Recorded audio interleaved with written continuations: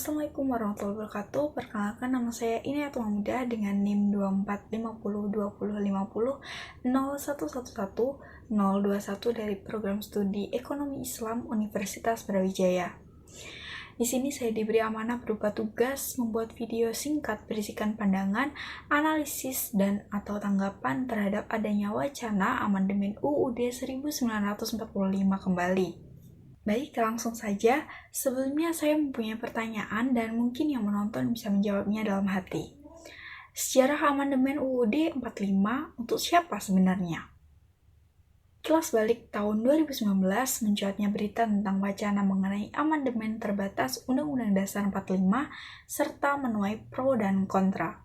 Tidak hanya sekedar amandemen UUD 45, tetapi wacana garis besar haluan negara atau bisa disingkat GBHN juga turut disinggung untuk dihidupkan kembali.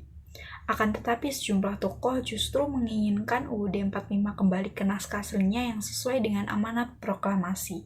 Terlebih saat ini tentang Majelis Permusyawaratan Rakyat atau MPR yang dinilai tak berfungsi sebagaimana mestinya. Berita tersebut dikutip dari kompas.com dengan judul Wacana Kembali ke UUD 45 dan mengingat lagi alasan perlunya amandemen.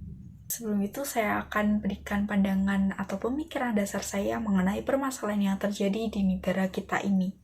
Wacana amandemen dapat dilihat sebagai upaya untuk memperbarui dan menyesuaikan konstitusi dengan perkembangan zaman. Misalnya dalam konteks digitalisasi dan era informasi, perlu ada regulasi yang jelas tentang privasi data dan perlindungan hak-hak warga di dunia maya. Amandemen dapat digunakan untuk memperkuat sistem pemerintahan dan lembaga-lembaga negara. Misalnya pembentukan mekanisme pengawasan yang lebih ketat terhadap lembaga eksekutif dan legislatif, guna mencegah korupsi dan penyalahgunaan kekuasaan. Amandemen UUD 45 sebelumnya telah dilakukan pada tahun 1999 sampai 2002, yang menghasilkan perubahan signifikan seperti pemisahan kekuasaan dan penguatan demokrasi.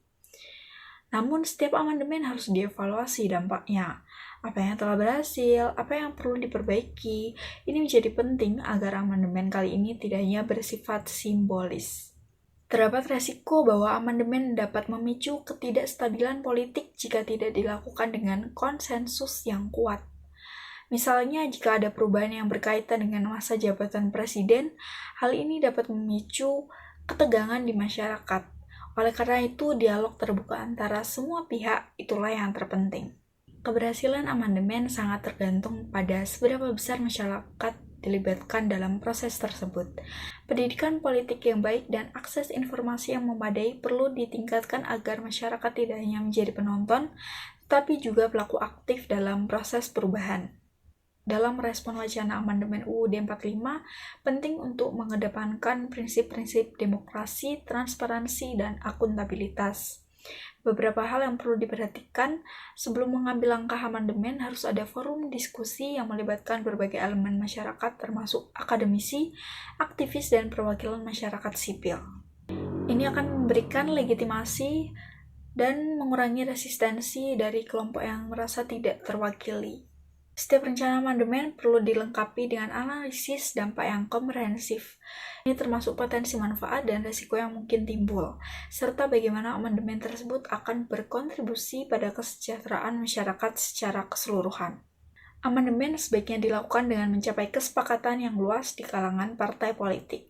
Konsensus ini penting untuk menjaga stabilitas politik dan memastikan bahwa perubahan yang dilakukan merupakan hasil dari kehendak rakyat. Pro kontra amandemen Undang-Undang Dasar 45 menjadi topik utama setelah pemilu 2019. Kita tidak tahu bagian mana dari UUD 45 yang mau diamandemenkan. Apakah hanya sekedar pengadaan kembali garis-garis besar haluan negara, atau penguatan MPR, atau keinginan presiden yang pada saat itu menjabat ingin dipilih lagi oleh MPR, atau keinginan presiden yang pada saat itu menjabat ingin dipilih lagi oleh MPR?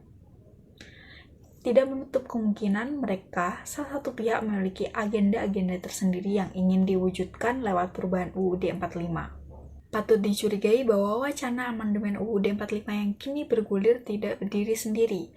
Beberapa pihak menyebutkan untuk memperkuat sistem presidensial, namun beberapa lainnya juga menyinggung adanya jual-beli kepentingan yang bisa saja melenceng dari kepentingan rakyat.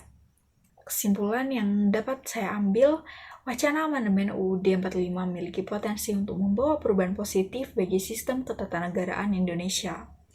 Namun, pelaksanaannya harus dilakukan dengan hati-hati, melibatkan partisipasi masyarakat, serta mempertimbangkan aspek legal dan dampak sosial. Dengan pendekatan yang tepat, amandemen dapat memperkuat demokrasi dan memperbaiki sistem pemerintahan di Indonesia. Demikian merupakan argumentasi saya. Maaf jika terdapat salah penyampaian informasi maupun pengucapan. Sekian, terima kasih. Wassalamualaikum warahmatullahi wabarakatuh.